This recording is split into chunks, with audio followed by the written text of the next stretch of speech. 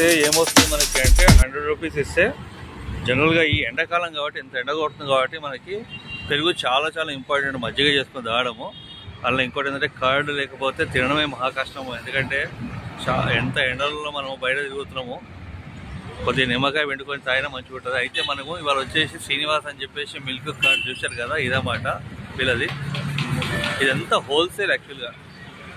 అసలు వీళ్ళు పొద్దున తీస్తే రాత్రి దాకా ఫుల్ పబ్లిక్ ఉంటారండి వీళ్ళ దగ్గర. అయితే మొత్తం ప్రతి ఒక్కటి దొరుకుతామన్నమాట, పన్నీరు, కోవా, అవి ఇవి. అయితే మీకు ఇక్కడ పెరుగు ఎంతనో మీకు చూపెడతాను నేను. చూసాకండి 50 రూపీస్ ఇచ్చిండు. అంటే నేను యాక్చువల్గా 10 రూపీస్ ఇచ్చాను అనమాట చేంజ్ కావాలంటే. సో 30 రూపీస్ మనకి హాఫ్ లీటర్ పెరుగు దొరుకుతుంది ఇక్కడ.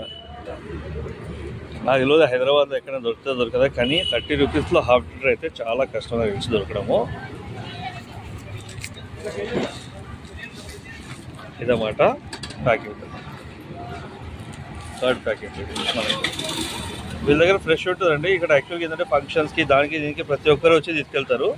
మనకి ఏ ఐటమ్ కావాలన్నా కూడా చాలా ఫ్రెష్గా దొరుకుతుంది. మార్నింగ్ నుంచి ఈవినింగ్ దాకా ఉంటుంది. ఎప్పుడైనా కూడా మిల్క్ కానీ ఇది కానీ ఏ ఐటమ్ అయినా చూశారు కదా.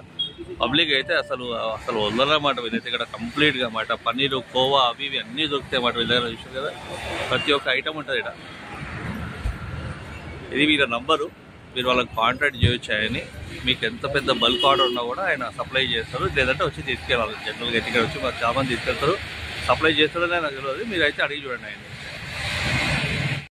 అయితే ఈ షాపు మీకు ఎక్కడ ఉంది అనుకుంటే, ఈ షాప్ వచ్చేసి మనకి ఇది వచ్చేసి అండర్ గ్రౌండ్ సబ్వే అండి. మనకి ఇప్పుడు ఇది వచ్చేసి మనకి స్ట్రైట్ అవే ఆనందబాగ్ చౌరస్తాకి వెళ్తుంది.